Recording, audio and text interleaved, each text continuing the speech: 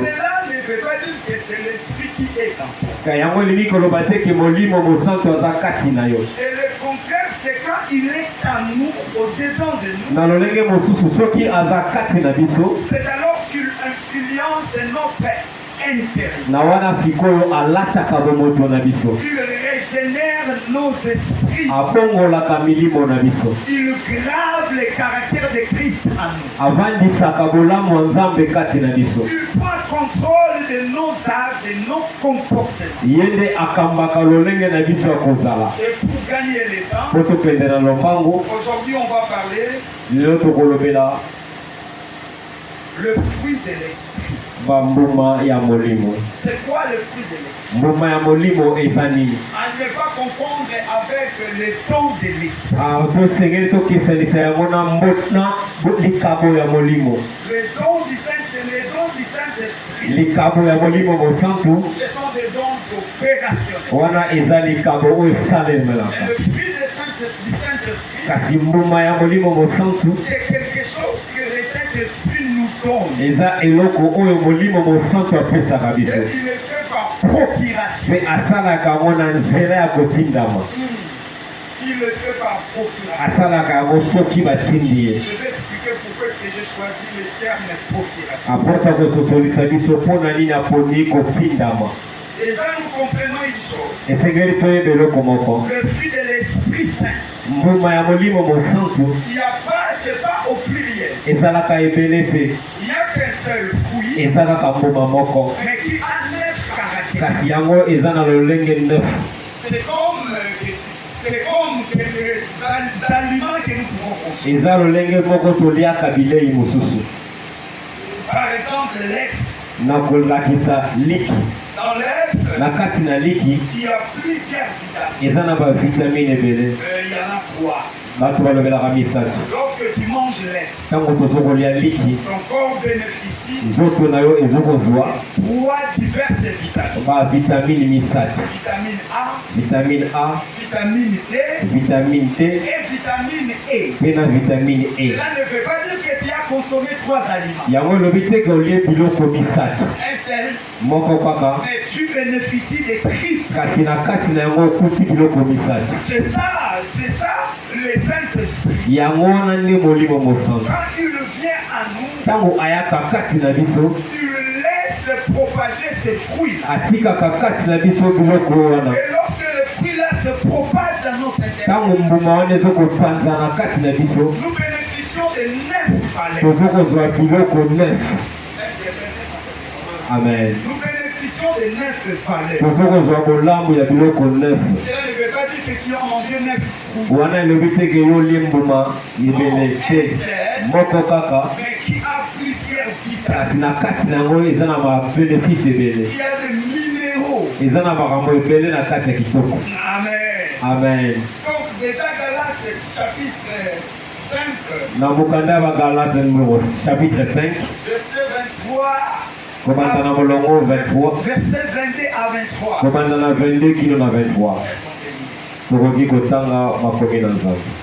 Rapidement, prenons nos Bibles. Personnellement, je suis déjà dans le livre de Galates 5. Le verset 22, nous pouvons lire.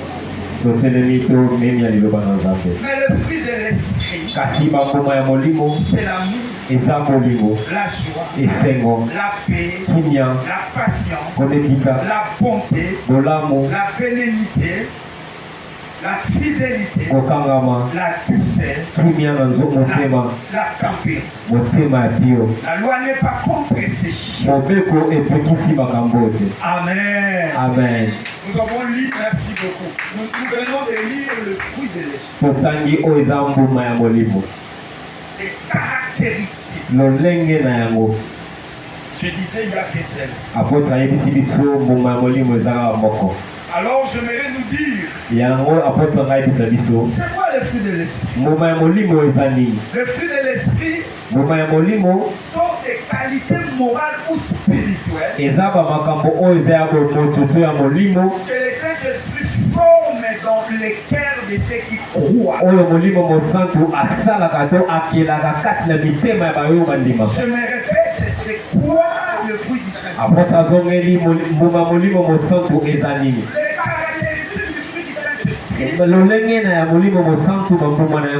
sont des qualités morales ou spirituelles que le Saint-Esprit forme en nous. Le Saint-Esprit dépose au-dedans de nous. Le fruit de l'Esprit n'est pas procuré naturellement. Non, c'est pas naturel. C'est des comportements qui sont parfois naturels. Et les caractéristiques du Saint-Esprit ne sont pas naturelles. Non, naturellement, ça ne viendra pas. C'est le Saint-Esprit, seulement lui qui est habilité à le faire. Il n'y a pas une autre personne. Amen. Amen. Les caractéristiques de ce fruit-là, la nature ne peut pas nous lire. Mais plutôt, c'est le Saint-Esprit. Raison pour laquelle nous devons désirer le Saint-Esprit. Raison pour laquelle nous devons l'aimer et l'inviter. Le fruit du Saint-Esprit nous influence sur le plan moral. Ça se lit, c'est palpable sur le plan comportement. C'est compris avec les 9 dons du Saint-Esprit. Là, ça se manifeste sur le plan, là, ça se lit sur le plan manifeste. Quelqu'un prophétise, nous comprenons directement qu'il a les dons de la foi. Quelqu'un prie pour un malade, le malade est guéri. Par la guérison, nous comprenons qu'il a les dons du Saint-Esprit. Déjà, donc, c'est-à-dire, quand tu poses l'action, c'est les résultats, l'impact sur le terrain qui confirme les dons que tu as. Avec les caractéristiques du Saint-Esprit, les caractéristiques du fruit de l'Esprit, ça c'est lit sur le plan comportement. Et nous affichons. Les retours que nous donnons, c'est par là qu'on peut confirmer que celui-ci a tel fruit. Donc ça touche sur le plan moral. Amen. Amen. Sur le plan moral. Sur le plan comportement. Et déjà, je vais vous dire une chose. Les caractères font une personne. Pour définir un homme, pour comprendre ce qu'il est, on peut parler de son comportement. Amen. Et il y a même le figure de style. Consiste à parler des comportements, des caractéristiques d'un homme.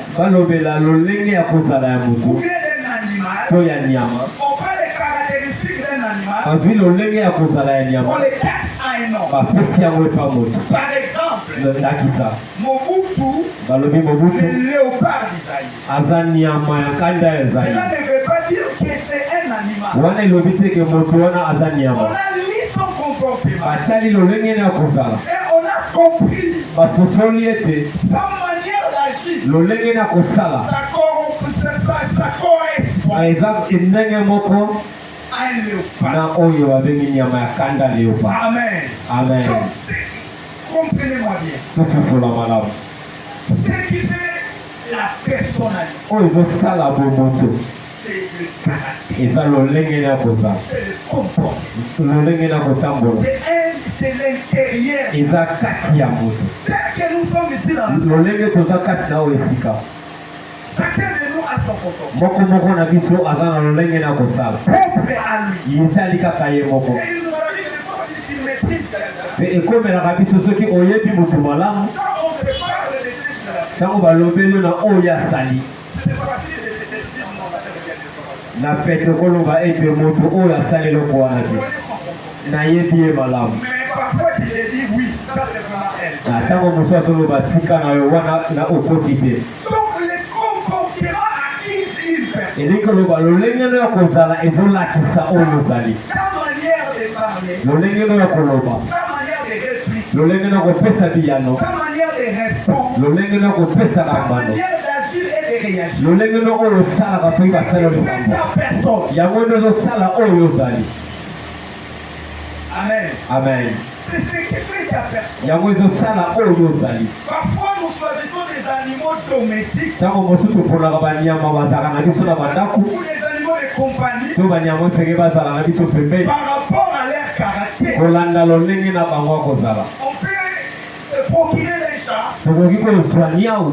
Pourquoi? Mpona nini? Parce que peut-être nous nous disons il a un caractère qui ne collabore pas avec les souris. Po ete ye aza na lolenge oyo ebalanaka te na bampuku. Est-ce que quelqu'un m'a compris? Amen.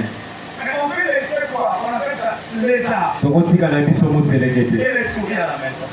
baza mpe na nzela moko na bampuku. Les souris n'ont pas l'art de mettre les lézards mal à l'aise.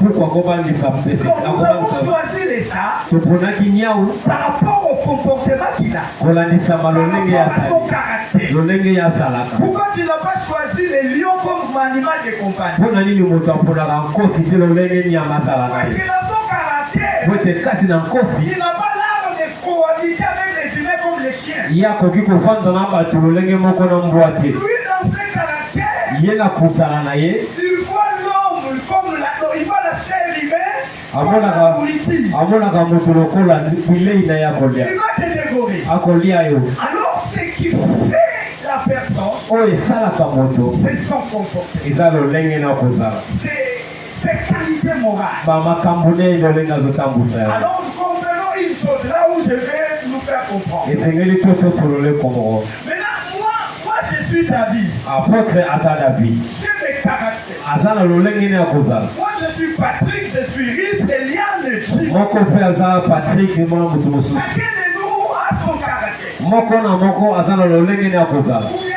a ses caractères. to aza na balolenge na ye. Tu peux en avoir 9.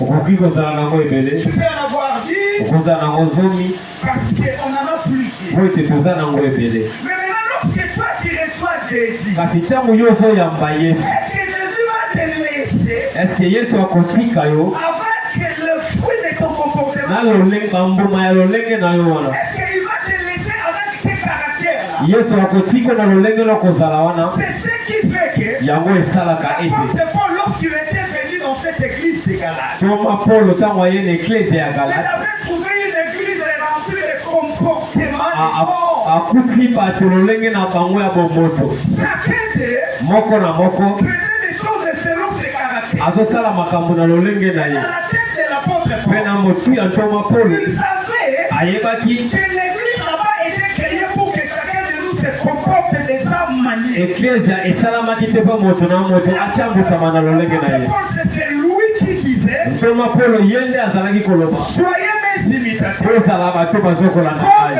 Comme moi je le suis en Christ. lolenge nga naza epai ya Yesu. Imitez-moi comme moi j'ai imité Jésus. kolanda nga lolenge nga nalandaki C'est ce Yesu. qui fait que l'apôtre Paul ici, yango tozolobela apôtre Paul awa avec les chrétiens de Galates, na kati na bakristo ya Galate. l'apôtre Paul les a parlé du fruit de l'esprit. apôtre Paul alobeli bango mbuma ya molimo mosantu. Il a parlé d'abord de leur comportement. alobeli nanu lolenge na bango Il akosala. a trouvé le publicité, akuti kondumba l'égoïsme, bazokaba te l'ivrognerie, bato kolamba masanga l'excès de table, bango bazokolia bazokotonda la makasi négligence, baza banégligence. tout ce que l'homme peut poser comme comportement. nyonso oyo moto akoki kosala lolenge na ye. L'apôtre Paul n'a pas admiré, n'a pas apprécié. toma Paulo asepeli na makambo wana te. Non, il a dit non, ici, chacun de nous ne se comporte pas pas de sa manière. C'est Du Seigneur. On ne peut pas afficher nos caractères. Parce qu'en disant que nous sommes des chrétiens, cela veut dire qu'il y a Christ en nous. Est-ce que quelqu'un est en train de me comprendre? Comprenez-moi très bien. L'apôtre Paul était en train de nous faire comprendre que lorsqu'on est chrétien, il y a un homme qui doit habiter à nous.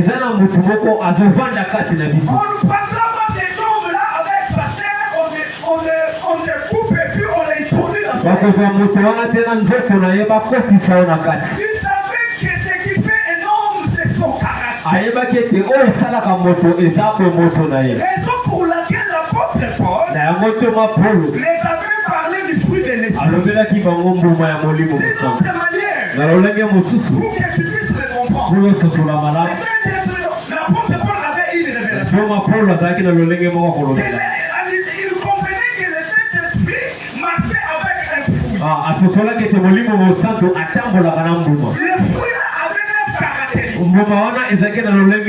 Et les 9 caractéristiques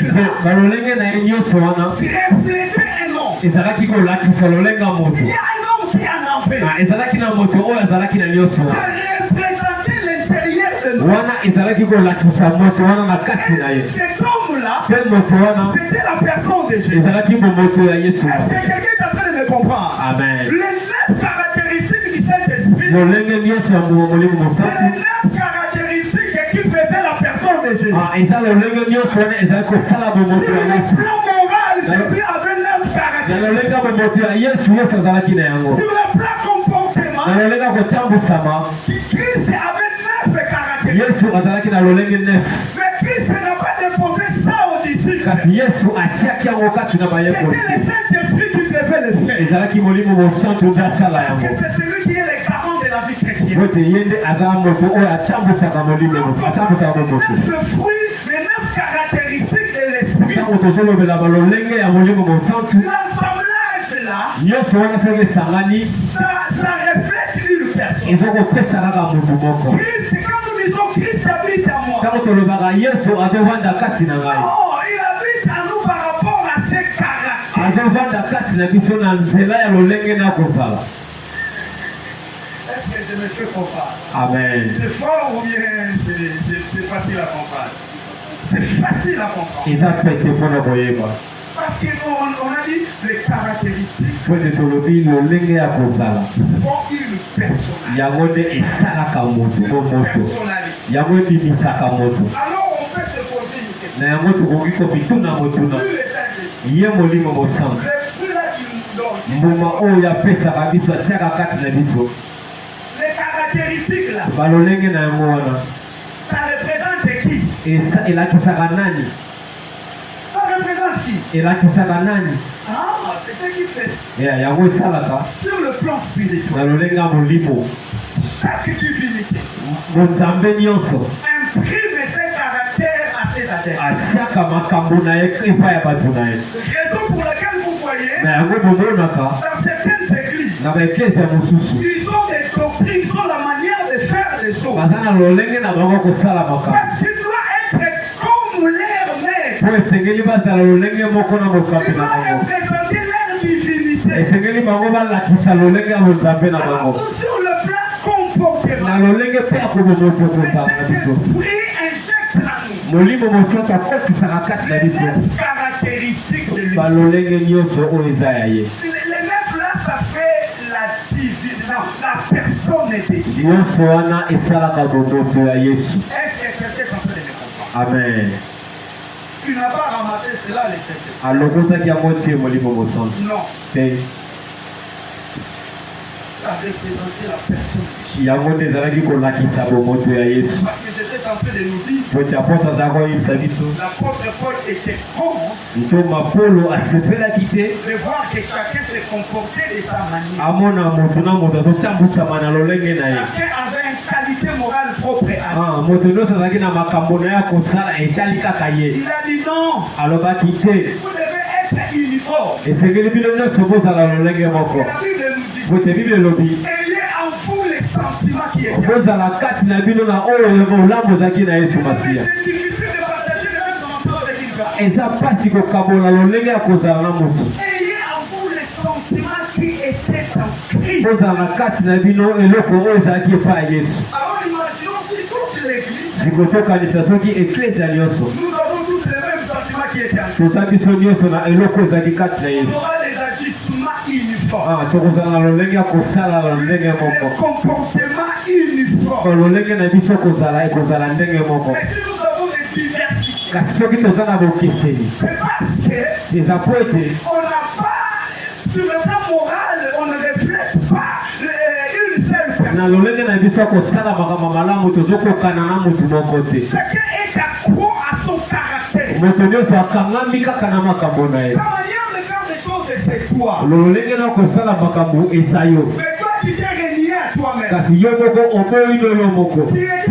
mort. Ozalaki ya kokufa. Tu étais mort. Yo okufaka. Mort en Christ. Okufaka kati na C'est Yesu. plus toi qui vis. Mpe eza yo te nozokobika. C'est Christ qui vit. Eza Yesu nozokobika kati na Alors yo. ton comportement, Sikoyo lolenge na kozala ça doit aussi couler dans l'eau. esengeli mpe ekende na Ça mai. doit aussi partir. Esengeli ekende sola. Christ qui vit en toi. Soki eza Yesu Tu azobika kati na yo. dois avoir les 9 caractéristiques. esengeli na yo ozala na bozalisami ya Yesu kati na Les yo. 9 caractéristiques qui représentaient Jésus. bozalisami oyo ezokolakisa Yesu. Quand on dit soyez des imitateurs, Ntango balobi ozala bayekolo mpe bato bazolanda ngai, là je dis il faut être comme moi. esengeli kozala lokola ye. Ici à l'église, Kati na eklesia tu n'es pas permis à chacun d'afficher son comportement. epesami nzela te na moto na moto asala makambo lolenge na ye. Nous avons un modèle toza na lolenge ya kozalda qui est Jésus. po aza Yesu.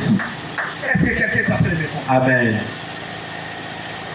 Et pour la première fois, le mot chrétien était sorti en Antioche, si je m'abuse pas. Mpe na mbala liboso kombo babengi bakristo bimaki na mboka ya Antioche.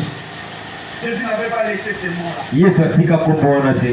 Mais pourquoi est-ce qu'on a dit que ce sont des chrétiens? Kasi mpona nini bato balobi baza lokola Kristo? C'est parce qu'ils ont compris l'idéologie, Po ete bango basutulaki lolenge ya kosala, la manière de faire. lolenge na bango kosala. Ils reflétaient Jésus. Bazalaki kolakisa libanda na bango Vous ya ne Yesu. voyez plus de personnes. Baza komona susu bato wana te. Vous voyez maintenant la personne de Jésus qu'ils connaissent. Bazomona moso ya Yesu oyo bango bayebaki. Finalement, ils se sont dit, Te ya solo bango balobaki ete nous connaissons Jésus. toyebi Yesu Il parlait comme ça. azala koloba boye, Il faisait des choses comme ça. azala kosala makambo Il boye, répondait comme ye mpe ça. azala koyanola boye. Ce sont des chrétiens Bato oyo baza lokola ye, tels qu'il est, lolenge azali, tels que nous devons être. lolenge mpe esengeli Raison kozala. pour laquelle Dieu, le Père a responsabilisé l'Esprit. Na yango tata apesaki makoki epa molimo Il mosantu, lui a responsabilisé. apesaki ye makoki nyonso, Il lui a donné le rôle apesaki ye lolenge ya kosala, d'imprimer le caractère de Christ. ye akotisa lolenge ya Yesu kati na bato. Et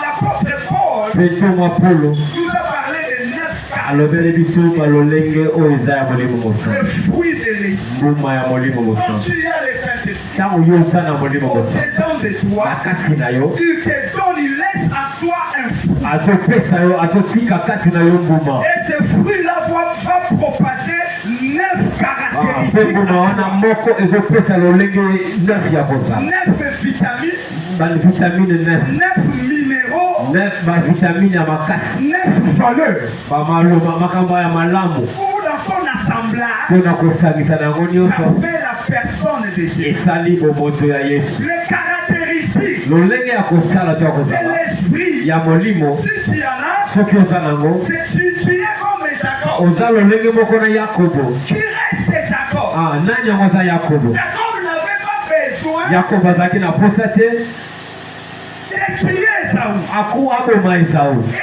entrer dans son ventre, akota na kati na libumu na ye, prendre le couteau, boye azwa mbeli couper Esaü, apasola ndeko na ye, et s'incarner à mpe l'intérieur. avanda kati na Il ye. avait juste besoin Ye azalaka na posa de l'habit d'Esaü ya kolata elamba ya ndeko na ye, pour représenter Esaü devant le mpe Père. azala lokola ndeko na ye liboso ya tata. Et sur le plan physique, Kasi na molekani lolenga bozala mo, il était Jacob. atikala kaka ye moko. Dieu ne changera pas ton figure. Nzambe akochange elongi na yo te, Dieu ne changera pas ta figure. Nzambe akochange elongi na yo te. Ta corpulence là, Dieu ne le changera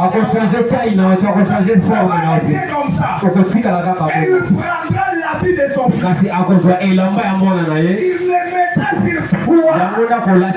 Afin que même les anges qui obéissent à Jésus, si toi tu donnes des ordres, ils ne vont pas comprendre que c'est toi.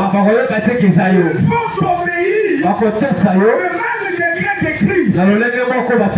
Parce qu'ils voient le Christ en toi.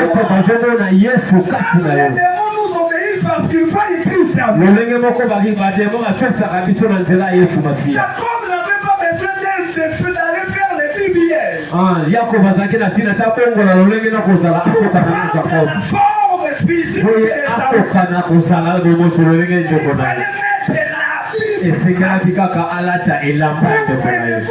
pour bénéficier de ce que Saoul devait faire. On n'a pas besoin de porter les sandales de Jésus. Quand Jésus. On n'a pas besoin de porter les calices. On n'a pas besoin de porter les kippas. Pas des soldats de porter les kippas. Mais on a besoin de lui ressembler sur le plan moral. Ressembler sur le plan comportement. Les démons aussi n'obéissent pas aux formes des corpulents. Raison pour laquelle il avait ni forme, ni beauté, ni éclat. Et son intérieur avait des formes qui faisaient trembler.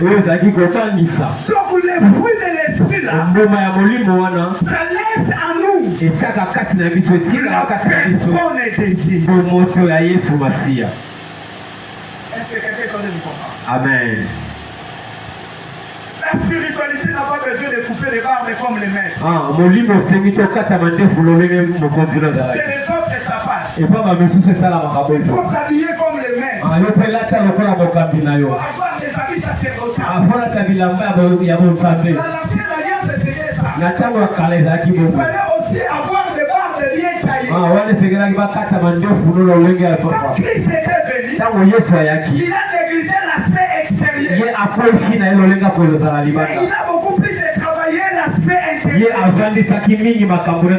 Parce que la personne n'est pas son corps. Mais la personne c'est son intérieur. Est-ce que quelqu'un est d'accord avec ça? Amen. Les 9 caractéristiques de l'esprit.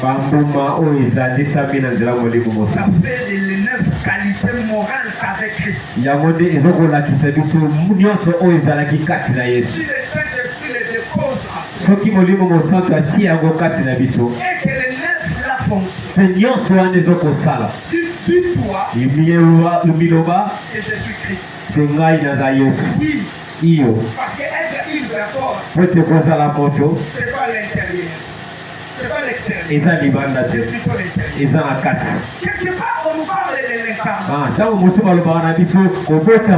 Qu'est-ce qu'on appelle l'incarnation? On s'est dit, l'esprit de l'être préexistant. L'être préexistant. L'être d'une personne qui a préexisté. Il n'existe plus. Il est mort dans les tombeaux. Mais son corps est là dans les tombeaux. Peut-être qu'il est déjà devenu squelette. Mais son esprit se manifeste dans une autre personne. C'est ce que nous appelons par l'incarnation. Où il est l'incarnation de Kimba. Il a les comportements de Kimba. Il fait des choses comme Kimba. C'est à peu près. C'est similaire. Alors le Saint-Esprit de lui-même, il nous aide à se comporter comme Christ. Est-ce que quelqu'un m'a compris? Amen. Comme Christ. Avoir les 9 caractéristiques. L'assemblage. Ce qui est fait les qualités qu'avec avec Christ. Sur le plan moral. Parce que s'il faut parler de les raisons d'être, les 9 caractéristiques, ça se manifeste en toi. C'est possible de vivre une vie sans péché. Tout au long de nos enseignements, nous allons essayer d'expliquer un à un. Que si j'ai ça, que si j'en avais, sinon je n'ai pas péché. Christ en avait les 9. Il a vu une vie sans péché. Il n'a pas péché. Il était saint. Et aujourd'hui, si le Saint-Esprit imprime en nous les caractéristiques de Parce que ce qui fait que l'homme pêche, c'est nos caractères, nos qualités au niveau de moralité. Or ici, Jésus fait remplacer ses caractères à nous. Donc passe dans ta vie, plus pas les caractères là naturels. Le caractère qui faisait bénir. Le caractère qui faisait rire. Le caractère qui faisait la vie. Qui disait, moi je supporte. Vous savez, il y a même des versets bibliques. C'est difficile à avaler. Par exemple, si quelqu'un est dans les chiffres, dans les sous-poches, il faut lui donner. C'est difficile à avaler, n'est-ce pas? Si tu diras quoi? Et pourquoi tu dis réplique de la sorte? Mais il y a quelqu'un qui a accepté ça. Jésus. Et il a accepté ça comment? Ça fait partie de son caractère. Ça fait partie de sa qualité. C'est que toi tu ne supportes pas les autres et les autres. Si le Saint-Esprit imprime les caractéristiques de Christ en toi, tu arriveras à ce niveau-là. Amen. Peut-être on s'est dit. Et beaucoup plus, c'est l'église qui me dit ça. Toi, tu as un cœur. Tu supportes des choses comme tu supportes. Comment est-ce que tu cherches ces genres de personnes? Moi, si c'était moi, je ne peux pas. Non, cela est lié à ma morale. Cela est lié à mon caractère. C'est que le Seigneur a fait en moi. Raison pour laquelle que je supporte. Tellement c'est aussi le Saint-Esprit le fait aussi progressivement. Donc que tu arriveras. Tu comprendras que c'est possible qu'on t'insulte et puis tu le réponds même. Aujourd'hui tu trouves que c'est impossible. Parce que tu es toi. Quand tu auras les caractéristiques de l'esprit, tu comprendras que tu peux supporter l'insupportable. Tu peux accepter d'être accusé faussement. Est-ce que quelqu'un m'a? Amen. Nous en avons 9. Si étant aujourd'hui, je parlerai que de 7. On a parlé en lisant Galates 5, 22 à 23. Galates 5, 20 à 23. Il a parlé de la joie, de l'amour, la bénédiction, la bienveillance, la joie, la patience, la tempérance. Et aujourd'hui, les besoins s'imposent plus par rapport à la tempérance. C'est quoi la tempérance? La tempérance a comme synonyme de maîtrise de soi. Wana tokoki kopesa ngonda kita koyeba komikituka komela makambo. Qui a celui qui est à toi, qui est à côté de toi, maîtrise de soi. Yebisa moto za pene na yo maîtrise de soi. C'est quoi ce qu'on appelle maîtrise de soi? Wana ezali. C'est avoir la maîtrise sur soi-même. Eza koyeba kozala na kimia na lolenge na yo. Le contrôle de soi-même. Koyeba kotambusa bomoto na yo. Est-ce que quelqu'un a compris? Avoir la force intérieure qui te permet de contrôler tous tes sentiments. Kozala na makasi ya kati na yo ya koyeba kobatela to ya komikebisa na makambo mosusu. D'avoir le contrôle sur tes sentiments. Ya kozala na lolenge ya kotambusa na baposa na yo. Tes émotions makambo ezoyela yo et tes réactions. mpe lolenge ozolinga oyandola to ozongisa na makambo. La maîtrise de soi, maîtrise de soi, c'est avoir la capacité intérieure eza kozala na makasi ya kati ya bomoto de dominer sur tes comportements, ya komata likolo ya bomoto na yo sur tes réactions, na lolenge lo ya kozongisa makambo sur tes sentiments, na baposa na yo sur tes désirs ya kozala likolo ya baposa na yo et sur tes émotions. mpe na makambo oyo ezokomata yo na motema. J'étais en train de nous dire, apôtre azali c'est koloba quoi la tempérance?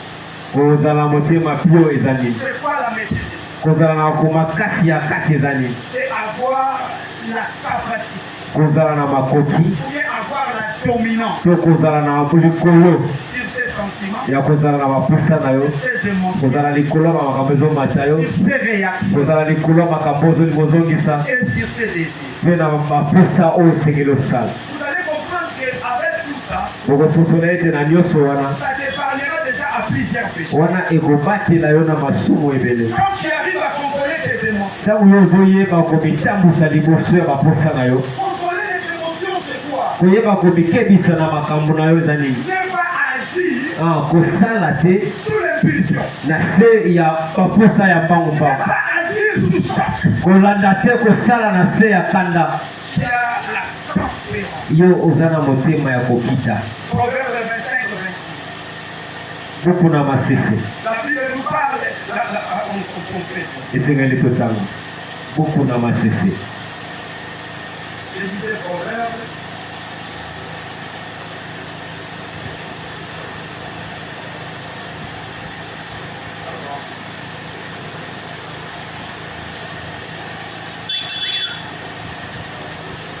Quelqu'un peut lire ma Bible? Proverbe 28. Bon, ça va. Proverbe 28, combien? Proverbe 25 ou 28.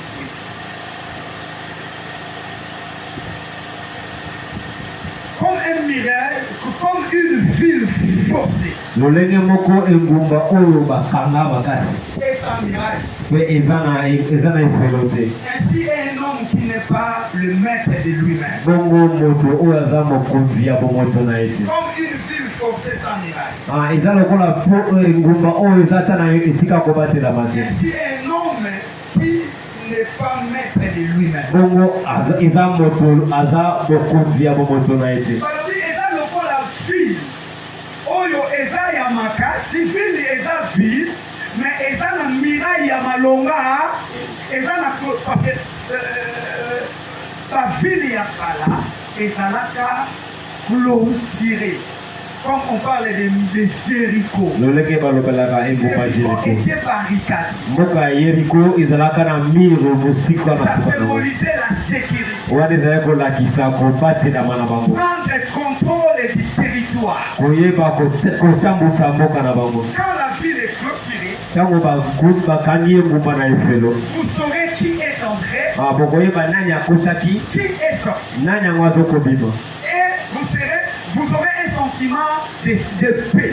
mpe tokozala na mololenge ya kimia Parce que vous arrivez à contrôler tout le monde. ete bino bozoyeba kotambusa bato nyonso. Mais ici, on nous dit quoi? kasi awa na biblia balobi nini? Salomon nous dit, salomo alobi l'homme qui n'est pas maître de son corps, moto oyo aza mokonzi ya nzoto na ye te il ressemble à une ville aza lokola engumba oyo qui n'est pas barricadée. eza nango kokangama te. Est-ce que quelqu'un est d'accord avec moi? amen. Pourquoi que nous clôturons nos maisons? mpo na nini tosaka bamire na ndako na Pour biso? se sentir en sécurité. Pote toyeba ete toza na kimia. Mais là où tu n'es pas maître des soins. Kasi moto oyo aza mokonzi ya moto na ete. Quand nous disons ne pas être maître des soins. Tango tozolobela mokonzi ya moto na yo. Ne pas être à la hauteur de contrôler ses enfants. Eza kozanga kozala likolo ya koyeba kotambusa baposa na yo. Cette émotion. Baposa ezokomata yo. Ces désirs. Baposa oyo ezokozika na motema. Qui agit sous l'impulse. Yo ozosala kolandisama baposa oyo yebi yo. Jésus qui nous montre. Nyonso oyo emataka biso na motema. N'obéis pas à la parole de Dieu. Wana etosaka liloba ya Nzambe. Mais quand tu n'arrives pas à te gérer. Kasi soki yo ozoyeba komitambusa te. Le matin tu pourras te réveiller. Na ntongo okoki kolamuka. Les désirs te montrent d'avoir la femme de voisin. Posa eyeli yo okende pa mwasi ya ndeko na yo. Sortir avec le mari de ton Mais frère. okende kozwa mobali ya ndeko na yo. Comme tu n'es pas maître de soi-même. Pote yo moko oyebi no komitambusa te. Tu obéis. Yo tosi. Tu le fais. Osali Tu yango. poses là. Osali oyo osengelaki te. L'homme peut se réveiller le matin avec ce qu'on appelle le crise d'humeur. Moto mosusu akolamuka na ntongo aza na posa moko ya bien te. La nature de la chair. Lolenge ya bomoso nzoto na ye. La nuit, ça travaille, ça lui donne ce qu'on appelle le crise d'humeur. Na butu esali epesi ye esengo moko boye ya mabe. Il se réveille une journée en colère. Alamoki na ntongo na kanda. Sans rien. Eloko moko te. Il ne sait pas saluer les gens. Ye azopesa bato mbote. Elle ne répond pas aux gens. Azoyandola bato te. Il accepte de rester comme ça toute la journée. Ye azosepela kozala bongo mokolo Sans mobimba. pourtant savoir, peut-être ici que c'est pas le comportement d'un enfant de Dieu. Ye azozanga koyeba ete eza lolenge ya kozala ya bana Nzambe. Mais par manque de maîtrise, Kasi mpona kozanga koyeba komata likolo ya la moto na ye. personne se laisse conduire par les crises humaines. Moto azotika kotambusama na baposa ya mabe oyo yeli. Mais parce que tu ne sais pas te contrôler. Moto yo oyebi komitambusa te. Tu ne sais pas maîtriser tes désirs. Yo oyebi te kopesa kozala likolo ya baposa na yo. Tu ne sais pas maîtriser tes émotions. Oza likolo ya makambo ezoyela yo te. En termes de désirs. Na ntango na lolenge ya baposa. Parfois je reçois des femmes Ntango mosusu aposa yambaka bana et basi des hommes. mpe bana mibali. Parfois ils ont des désirs sexuels Ntango mosusu baza na baposa ya bonzoto excessifs. oyo eleki ndelo. Ils se réveillent comme ça. Alamuki na ntongo L'envie d'avoir une femme ou bien un homme. posa kaka azwa mwasi to azwa mobali. Elle est prête à tout. Aza na makosi ya kosala nyonso, alingi kosala nyonso. Il y a d'ailleurs une fille qui me disait, Aposa ayebi mpe mwana mwasi moko aza koyebisa ye. papa, il m'arrivait des fois Papa ntango mosusu ezalaki kokomela ngai de prendre des hommes par force. nazwa mibali na makasi. Et quand tu te laisses, Ntango ozokomitika tu n'as pas le contrôle de ça. oza na lolenge ya kokanzaka o te. Pour le comprendre, ça se réalise comment après avoir tombé. Mpo oyeba te ekoki kosalama ndenge soki okoyisami. Ta conscience peut retourner Moto na yo ekoki kozonga et tu te l'as dit, mpe omelobeli est-ce que j'avais raison de me fâcher? eske esengelaki nga nasilika Est-ce que c'était prévisible que je réponds comme to esengelaki kaka nazongisa eyano boye. Et si tu causes les dégâts irréparables, te soki osali makambo okoki kobongisa te. il te dit, okomelobela je ne savais pas qu'est-ce qui m'avait pris. nayebaki te nini yango ezwaki ngai. Je ne savais pas qu'est-ce qui m'avait pris. nayebi te nini yango ezwaki ngai. Quand on te donne de mauvaises nouvelles là, ntango bazopesa sango mabe wana ta réaction, lolenge na kozala est-ce que tu contrôles tes retours? o eske yo oza na makoki ya koyeba nini okoloba Sous l'impulsion, na se ya posa wana. au-delà quel mot, bayebisi yo liloba moko chez toi ça ne traîne pas. epai na yo eumelaka te. Comme nous disons à Lingala, Ndenge tolobaka. meli. Parce que tu ne sais pas te contrôler. oyo oyebi komekamba te. La maîtrise de soi. koyeba kozala na motema C'est kimia une qualité wana eza lolenge ya malamu qui t'aidera ekosunga yo à bien gérer ton corps, oyeba kotambusa nzoto no à malamu. bien gérer tes conflits, yo oyeba kobatela boswana à bien mosusu. gérer tes émotions, yo oyeba kobatela baposa na yo. tes sentiments. baposa ezokomata yo. Tu réagis comme alors qu'on te dit, après la parole de toi. yo ozongisaka ndenge nini soki balobi mabe moko moto ayebisi yo. Moi, je faisais face à une personne, je connais une personne. apôtre ayebi motu moko Lui, ye il suffit juste de lui dire, kaka soko oyebisi ye Tel a parlé de mal. Moto songolo alobi mabe na yo. La suite, il n'a plus besoin d'attendre. Akozela ta suka te. Tel. Mutu boye. Mutu boye. Azela. Azela. Allô. Tala, tu vois? Omoni. Il va même pas écouter ce qu'on a dit. Ayoki ata suka na yango te. Mbala moko posa kosala mbala moko. Quand on te dit que ta fille est menacée. Tango balobi mwana na yo ya mwasi bazokotwalisa ye. Ndeko na mwasi kuna aza na dawa te. Mobali ya ndeko na mwasi azobeta ye. Yo osalaka nini? Mwana mama na ngai. Ozaza na ntina te akozala na lolenge kotomba oyo oyeba kososola nini ezosalama. Ozanga kozala na motema ya kimia.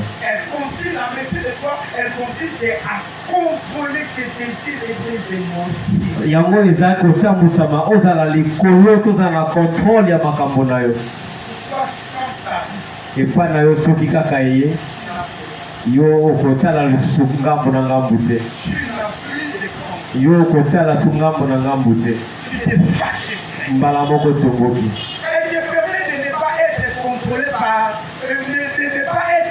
Contrôlé ou dominé par les circonstances qui t'arrivent. Kozala na motema kimia ekosunga yo makambo ezokomela yo emata likolo na yo te.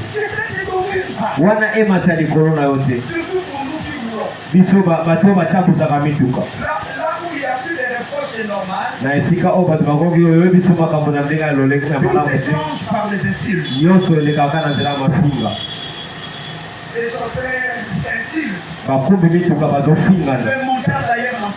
Bakumbi bamoto mpe kutoloba te. Ata na pamba kaka bazofinga. Soki oza na motema ya kimia te yo mpo kozongisa mafinga. Amen.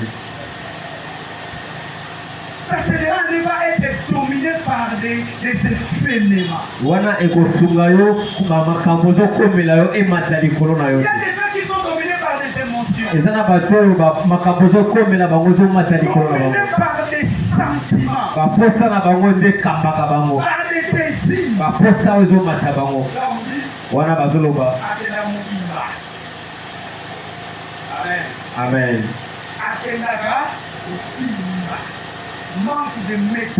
Kozanga motema ya kokita. Kozanga motema ya kokita. Tango yo oza na motema ya kokita.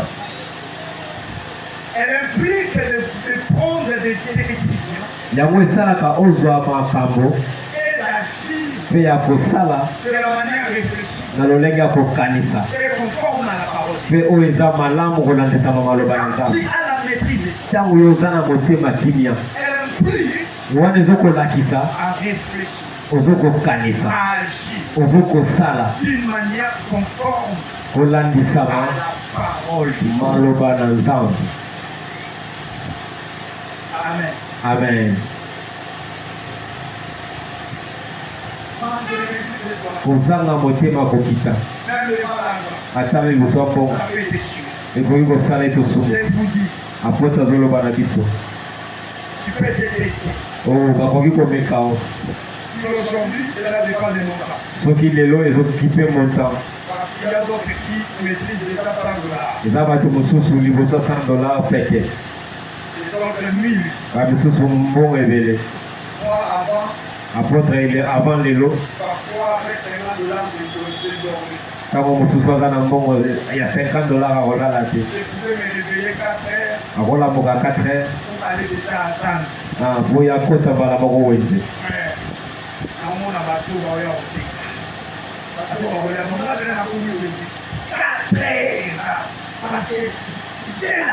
Po aza na mbongo. Amen.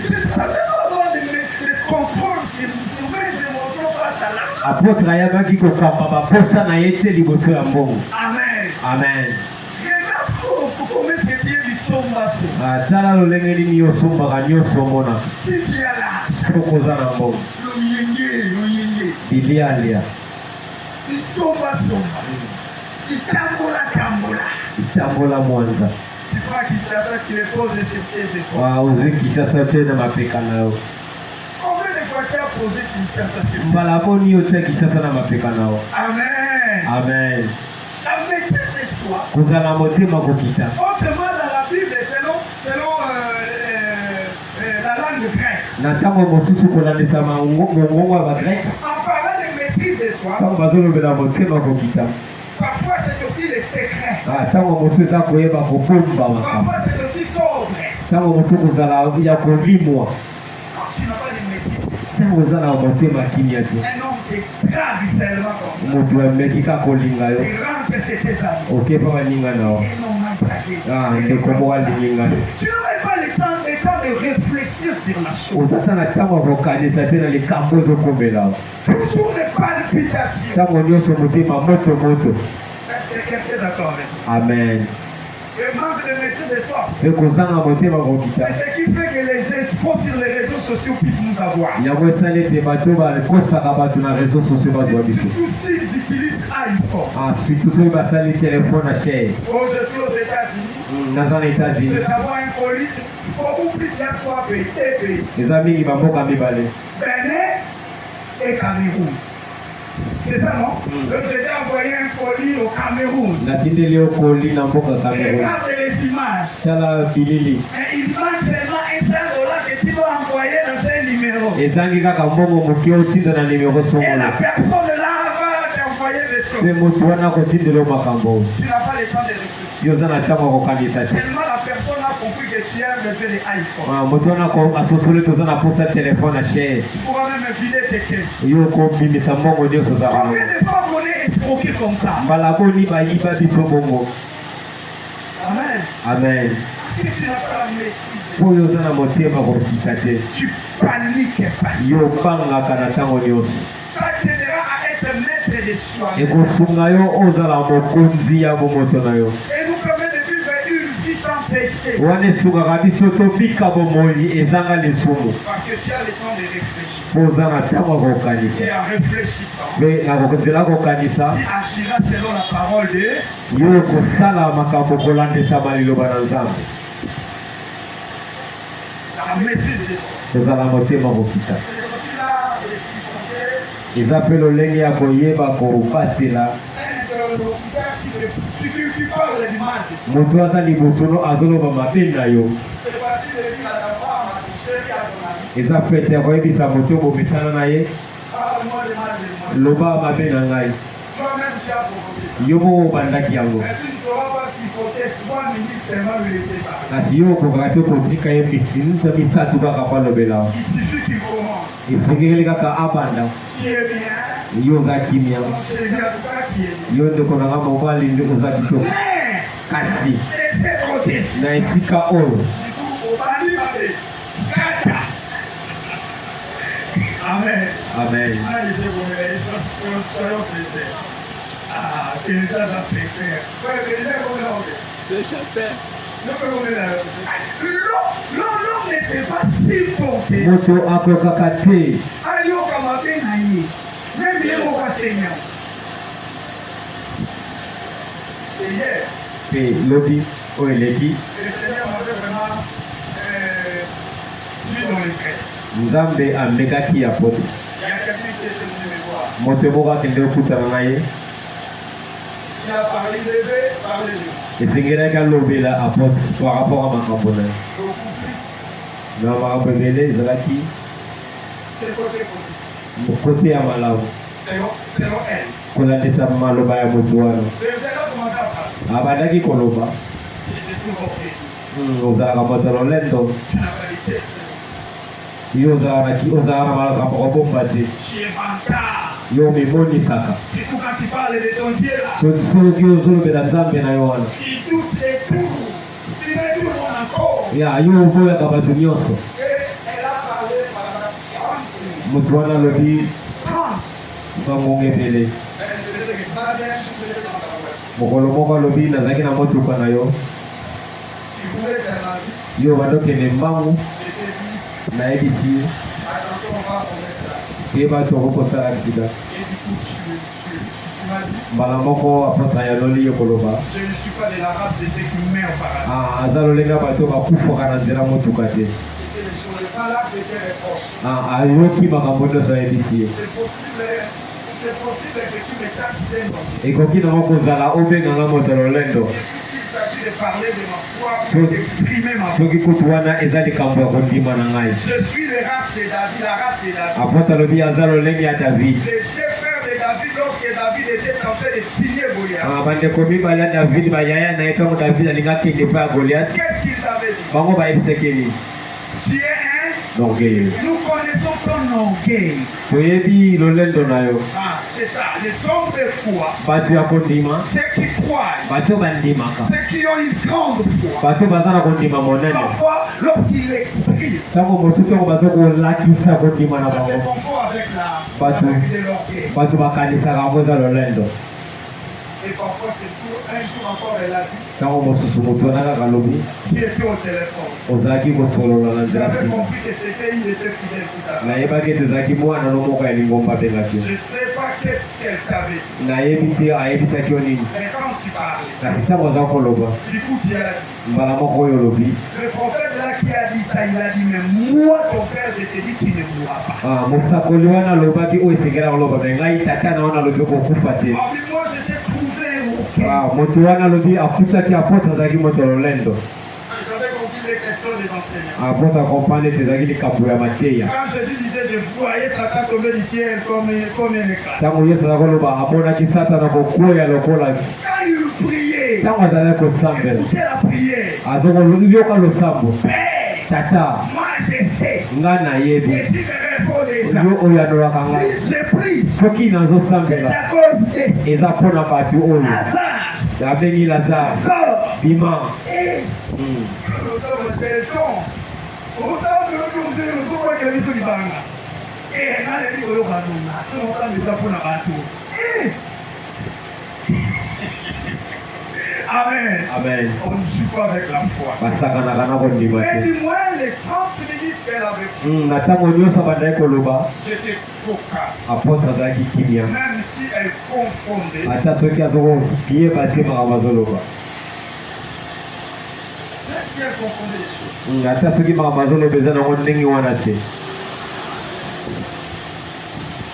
elle avait dit beaucoup de choses. alobaki makambo ebele Et j'avais compris qu'il faut que nous soyons bien entourés. mpe na suka nango apotre asosoli ete esengeli nzinganzinga na biso bato malamu Je baza. vois ça parfois chez Eric et la Sénégal. amona yango ntango mosusu bandeko na biso abasia Elles n'ont pas l'argent, baza na mbongo te mais elles disent bazoloba $100 c'est quoi? mbongo eza eloko te $100 c'est quoi? mbongo eza eloko te Parfois ça ce sont des petites choses. Elles n'ont rien. baza na bango na rien.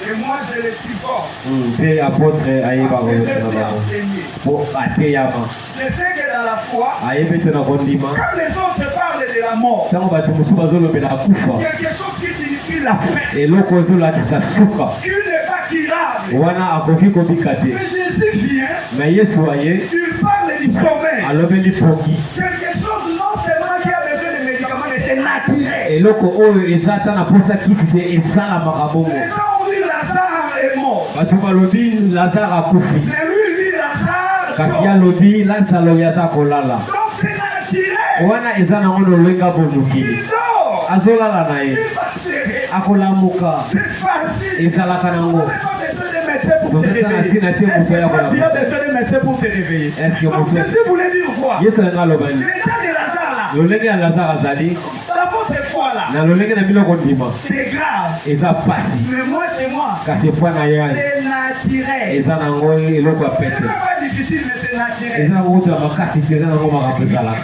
Est-ce que quelqu'un a compris? amen. C'est le tour dans la prédication.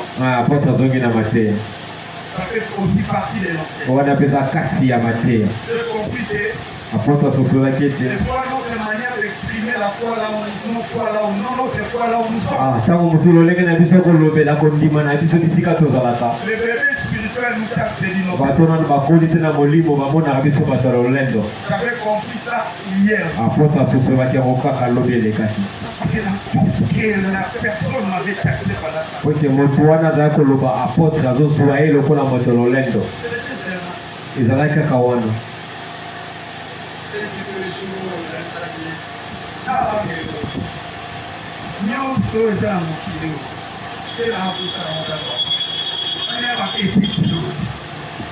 Pour elle, et lorsque j'ai parlé, tango alobaki à la fin, elle a dit, na suka alobi tu peux avoir raison. okoki kozoloba no bosolo Et à la fin, elle a dit, mpe na suka alobaki j'étais compris. nazali kososola malamu te J'ai aimé la complicité. aposo asepelaki ndenge ndeko wana akataki makambo Je vais commencer à suivre maintenant tes enseignements. alobi akonobanda olanda mateyana Tu es compliqué. na oza mbilinga mbilinga Est-ce que tu miracles à moi et à Soupa? masiku bikamwa amonaki Son problème était aussi l'argent. mpasi na ye ezalaki bongo Déjà en parlant, ntango azalaki koloba quand il a monté en Loupa, je lui ai dit, je pas. aposo ayebi tie naza nango te Mais c'est pas impossible que je te le donne avant qu'on se sépare. mais ezalaki nango makasi te mpona pesa oyo ya mongano tokabwa Échangeons d'abord parce que tu l'avais aussi dit que tu es à me dire. tosolola nano mpo olobaki oza na poso Alors qu'on était en train de parler, ntango bango bazosolola il y a quelqu'un en télé moto moko na qui nsele m'avait appelé abengaki pour aposo m'envoyer l'argent. atindela ye mbongo Et j'ai dit à la personne, nayebisi moto wana je t'envoie le numéro de la personne qui est avec moi. napesi nimero ya moto aza na ngai Comme elongo ça, tu vas envoyer. tindela ye yango La personne m'a donné le numéro. moto wana apesi nimero J'ai transféré. batindeli On lui a moto envoyé wana l'argent. mbongo ekoti Et pana à la fin, elle a dit, mpe na soki alobi ah, mais c'est vraiment la foi. eza mpena kondima Je te comprends maintenant. nasosoli siko Tu n'avais pas là. mpo ozalaki na mbongo te Mais tu m'avais dit une chose. noyebisani eloko moko Pour le moment, je ne sais pas. mpo na siko naza nango te Mais en attendant qu'on parle, Mais- quelque chose peut se passer. tosolola nano eloko moko ekosala Toi, tu veux que moi je puisse conclure ma journée, on est encore 15 heures. yo olingi nga na kati ya mokolo na nga toza nano 15 heures Et je te dirais pour le moment, je n'ai pas. apoto ayebisaki siko naza nango Avant te de dormir, mais avant tolala l'eau peut être agitée. mai ekoki koningana Pourquoi conclure directement que bon, ok, 11 heures. Attends, vous avez envoyé, bon, je t'avais dit, je t'ai dit, mais on est encore 11 heures. Rentre d'abord, je te ferai ci.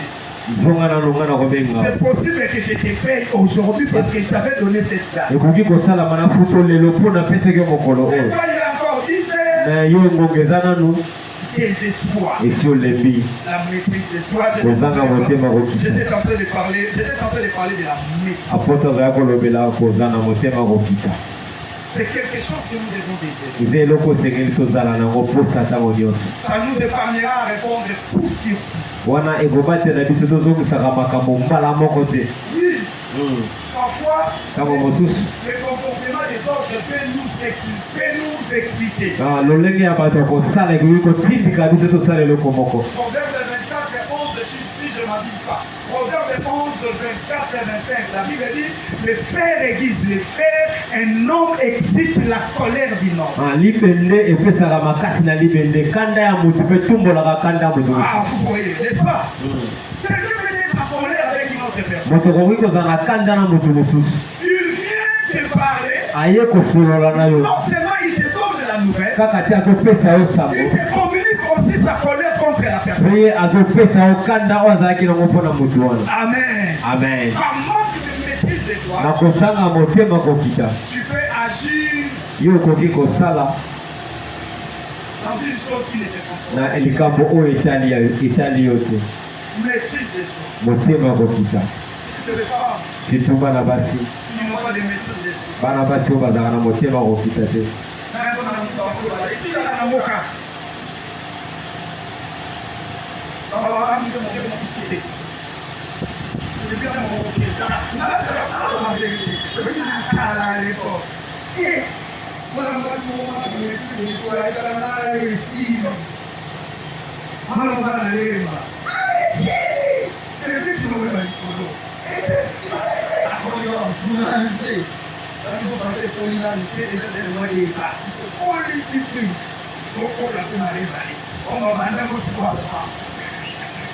Amen. Amen.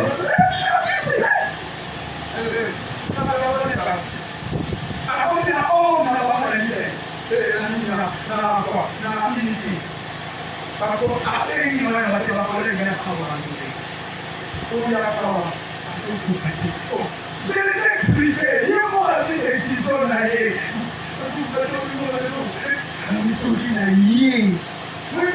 Nous commençons à avoir un goût dans notre plateau.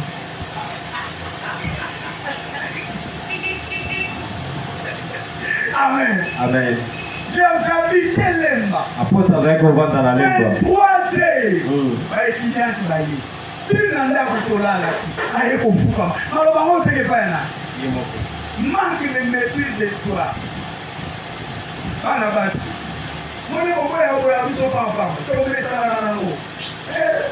Je m'appelle plus, le reste à l'IPAS. Quand vous mettez en haut, ne m'appelle plus. Et sa sous-facité.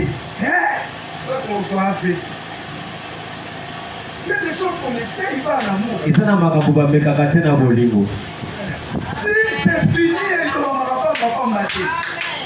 Vous savez, c'est la mala. Attends, on dit, à mon côté, on a soudé. Après, on a mis,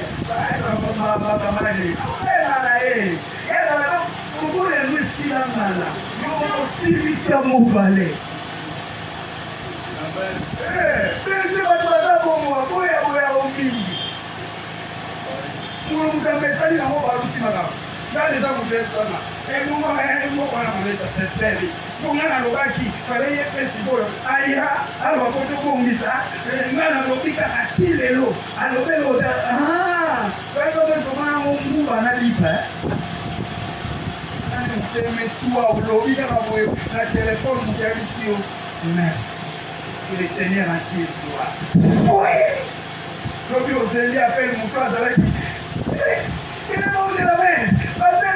Mais, on t'a dit que la mer a gagné l'océan. Mer a commis rivière. Amen. Amen. Alliez mukua. Attends, c'est là pour moi dans la difficulté. Vous n'avez pas de sanité qui va gérer la tiso. Manque de maîtrise. Kozanga motema kokita. Manque de maîtrise. Kozanga motema kokita. Si tu en as pas, c'est facile de sortir les mots que tu regretteras après. Ils ont appelé au bibisa maloba au fuka na yango okobana koyoka pasi yo moko. Surtout quand on est en colère. Tango ozanga kanda. Je ne sais pas, c'est la Bible si je m'abuse. Ou bien c'est un sage qui m'avait dit ça. Si ce n'est pas la Bible, ça peut faire les pasteurs.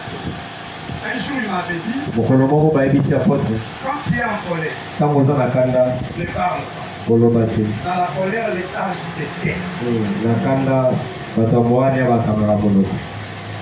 Dans la colère, les sages se taisent. Tu peux même renvoyer la paix. Parce que tout ce qu'on sort sous la colère, on les regrette après. On les regrette après. Ah, c'est la Bible qui a dit, dans certaines choses, les sages se taisent. C'est la Bible. Il m'avait expliqué ça.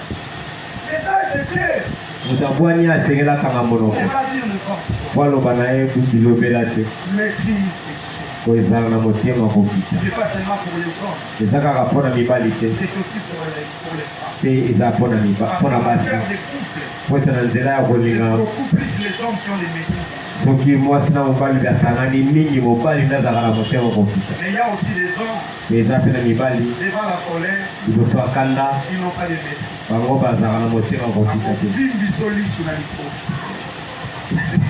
Amen. Amen. Mais quand la femme, c'est tout la mariage, c'est la femme qui a la maîtrise des choses. C'est fini. Laissez-moi ajouter ça. La maîtrise de soi t'aidera à gérer même la crise des jalousies. Est-ce que quelqu'un m'a compris? Amen. T'aidera à maîtriser même la crise des jalousies. Je connais une femme qui avait cassé les vitres de leur propre maison.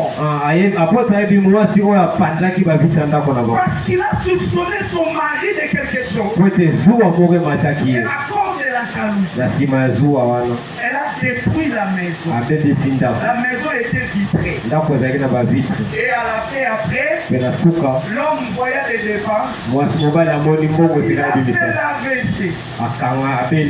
C'est seulement le macam qui a perdu l'homme ou bien c'est aussi toi.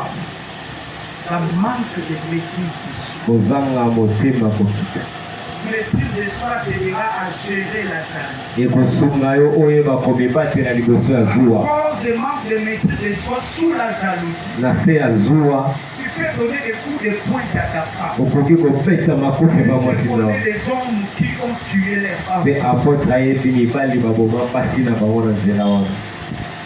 Amen. Amen. Je connais l'une de mes filles. Apotre ayebi moko ya bana na ye ya eglise Depuis qu'il s'est marié, uta ya bala ça fait que 8e ou 9e téléphone qu'elle a cassé sur la foyer. ye abebisaka ndeka batelefone. Quand elle voit quelque chose de papier, elle prend le téléphone de son mari. Vous allez encore acheter avec le même salaire. bokosomba ngo kaka na mbongo moke bozwaka salaire. Manque de maîtrise. kozanga kozala motema kokita. Est-ce que quelqu'un a compris? Amen. Manque de maîtrise. kozanga motema kokita. Il faut avec la grâce. kolandisama na oyo eza lokola zuwa. Et parfois quand on est la femme, ntango mosusu mwasi trop jalouse, ntango aza na zuwa makasi quand elle est prise dans la jalousie, ntango azwami na zuwa elle ne sait même pas à qui déverser sa colère. akoyeba te akokitisa kanda na ye epai ya nani. Parfois c'est l'homme qui t'a trompé. ntango mosusu mobali nde akosi yo Par manque de maîtrise, na kozanga koyeba komibatela tu insultes même sa maman. yo komi kofinga na mama na Tu ye insultes sa femme. ozofinga libota na ye Tu casses les affaires. ozobebisa nyonso Tout ça pour la jalousie. nyonso wana mpo na zuwa.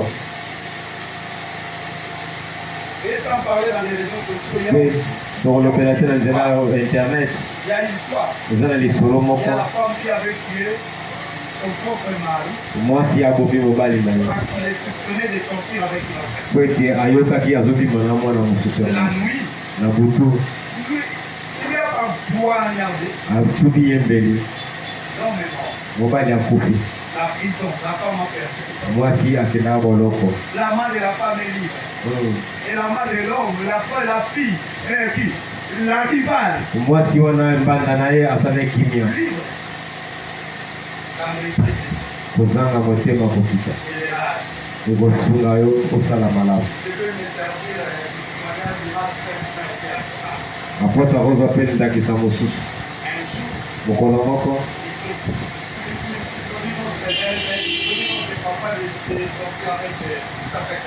ils sont mokolo moko azozwa asali zuwa azokanisa mobali nazobima na mwasi mosusu ntango azobima akende wenze ezalaki na bisika oyo bamelaka mweloko bio amoni ndeko wana aza na bandeko nde mosusu baninga na ye na mwasi wana basimbani mama amoni ayesi pa apotre nakoti mbala moko tata ayebaki te nini akosala aza koluka ndenge nini akokimisa mbanda ayebi te soki aza kokanisa limwa alobi asalaki nini apusani mama simbi papa abenge na kombo na ye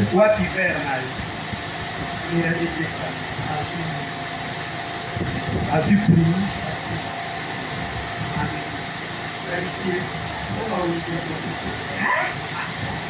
Parmi les soucis, il a encore ajouté.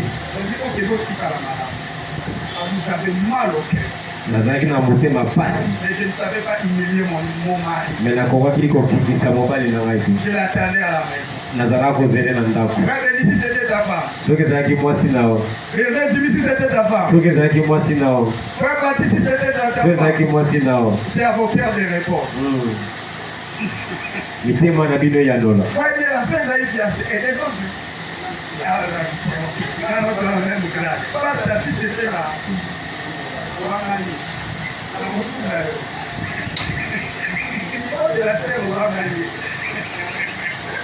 Amen. amen Elle a réussi de la sorte. ye asalaki lolenge wana Si c'était toi, soki ezalaki yo prie DJ kata musique. La simplicité. Chérie, tu t'étais quoi? Oui.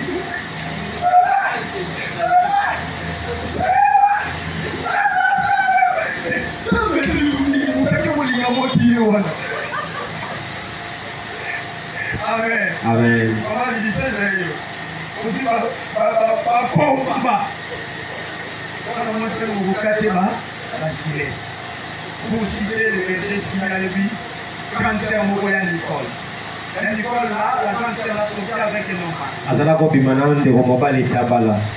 Et un jour, Pe moko la femme de l'homme les a acceptés. mwasi azwimo akuti mobali na ena mbada.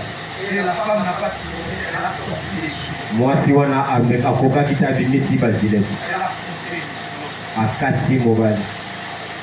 L'homme devait toucher. Mobali esengelaka kata. Elle a regardé sa belle famille. Asali mwasi bisika kitoko bala. Ayebisi bango. Je vous considère. Nazwaka bino na valeur. Pour respect. Napesaka bino limemia. Mais regarde ce que votre enfant Botala o mwana na bino mwasi. a fait à la fille. Asali mwana bato ya mwasi. Avec tout ce qu'elle a fait. Na nyonso oyo asali. La femme là Mwasi wana n'aura plus un mari. akozwa susu mobali te mpo azwa ye. Je suis obligé d'assumer. Nga nakomi na obligation Mais avec mes moyens, na bambongo nazala je ne saurais pas prendre des décisions. nakokozwa pasi Le mibale te. visage de votre femme Mwana na bino mwasi elongi na ye est encore bon. eza nano kitoko. Pactez avec elle. Bokende na ye Elle a la chance d'avoir. ya kozwa mobali mosusu. Mais celle-là, Kasi mwasi oyo je dois assumer. ye mpo nazwa ye. Et c'est vrai, l'homme a dit. Pe mobali akataki Notre libala. grande sœur là qui est aujourd'hui là. Et ils ont 3 enfants. Lelo baza na bana misatu. Il y a Nicole Nicolo là, tu connais non? Voilà. Qui a perdu? Nanango abebisaki. L'homme a divorcé. Mobali akata libala. Et puis a bali la sœur. La crise déjà. Zuwa. La jalousie mal placée. Zuwa oyo eza na esika nango te. La jalousie, je ne dis pas que la jalousie c'est un péché comme les autres.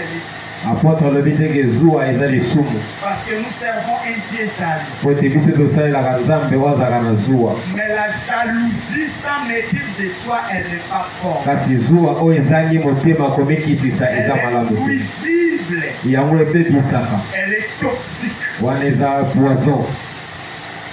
Est-ce qu'on peut acclamer? Amen. Inclinons nos têtes. Tobumbe mito na biso. Prions que le Saint-Esprit nous donne ses caractères. Tosambeli molimo mosantu apesa biso lolenge na mozala. Puis en disant, Seigneur, donne-moi le maîtrise Sambela oloba na molimo mosantu opesanga motema kipya. dans tout ce que je peux faire. Na nyonso nakoki kosala. Dans mon travail, Na mosala na ngai. face à mes collaborateurs, Liboso na bandeko baza face zingazinga à na mes ngai. collègues, Liboso mpe na baninga na ngai face à mosala. mon chef, Liboso ya bakonzi na ngai. devant les comportements bizarres de mes enfants. Liboso ya maloba makambo mabe ya bana na ngai. Donne-moi la maîtrise de soi. Pesa ngai motema ya kokita. Quand je serai informé du mal que les autres parlent de Ntango bakoyebisanga mabe oyo bato bazoloba mpo na ngai. c'est que les amis parlent derrière mon Oyo dos. baninga bazoloba na nsima na ngai.